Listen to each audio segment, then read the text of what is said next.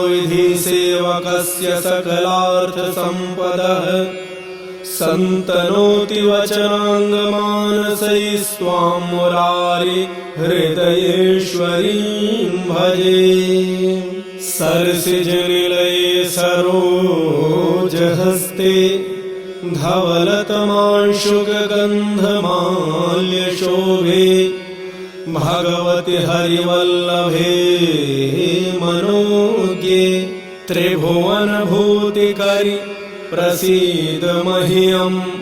दिग्धस्तिभिः कनककुम्भमुखावसृष्टस्वरवाहिनी विमलचारुजलप्लुताङ्गीं प्रातर्नमामि जगतां जननीमशेष लोकाधिनाथ गृहिणीममृताब्धिपुत्रीम्।